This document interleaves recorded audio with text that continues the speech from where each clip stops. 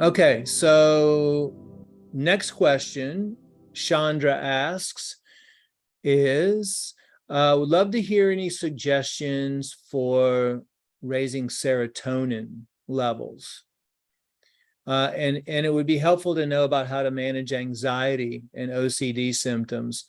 So first off, I would say that, the feel-good hormones, whether it's serotonin or dopamine or any of the other neurotransmitters that just kind of help you feel good, those have a lot to do with what you're looking at and what you're hearing and what you're speaking, like that see no evil, hear no evil, speak no evil, because your serotonin levels also have a lot to do with your gut. And more and more research that I do, we're finding that, and not only me, I mean, you have Dr. Zach Bush and you have many others that have been saying for years, your gut is directly connected to your emotions. It's directly connected to your brain. And we're actually about to launch, I think this Friday, the ultimate probiotic, which I've been working on for quite some time now, to find those original soil-based microorganisms. As a matter of fact, there's no probiotic in the world that has this blend of soil-based organisms in it. It's only exclusive for global healing.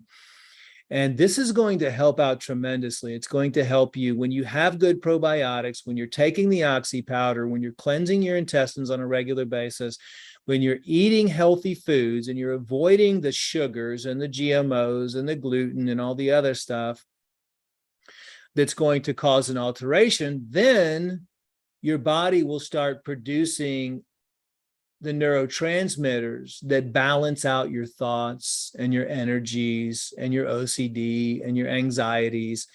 But I always keep the lithium orotate right here on my desk. This is really, really powerful. My regimen, whenever I get into a state of anxiety or a state of stress or, OCD or anything like that, I'm more hyperactive, like ADD, than OCD. I'm actually not really OCD. I'm more ADD. But what I do is I take 2 lithium orotate, 3 neurofusion, and I'll take like 6 to 9 drops of the hemp extract. That's my secret recipe right there. And I give that out to people, and it's amazing. It just like calms you down completely. Neurofusion, lithium orotate, and a few drops of hemp extract. So that's what I would recommend, but always starting with your gut, healing your gut, keeping your gut healthy. And my quick go-to for gut health is oxy powder, aloe fusion, and it will now be the ultimate probiotic, which was normally Floratrex, but I'll take the lateral flora every now and then as well. And I'll do that 2 or 3 times a week, maybe twice, 2-3 times a week. I'll do that. Oxy powder, I usually do about 2 to 3 times a week.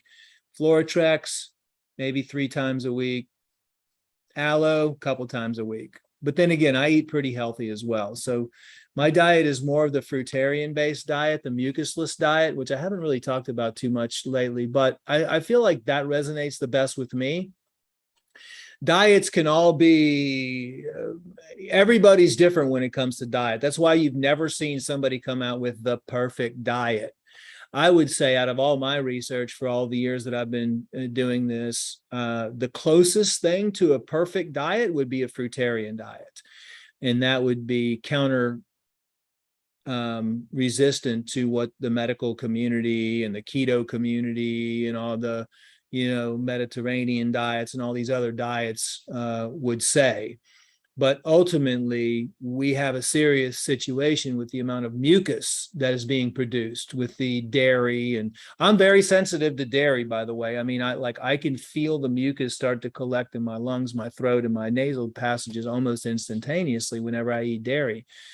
And so 90% of the time, I don't eat dairy just because I don't want to feel bad. But, every now and then I'll have some goat cheese on my salad or something like that. And just because I love the taste of it, because my mom was a dairy farmer, her family was up in Wisconsin.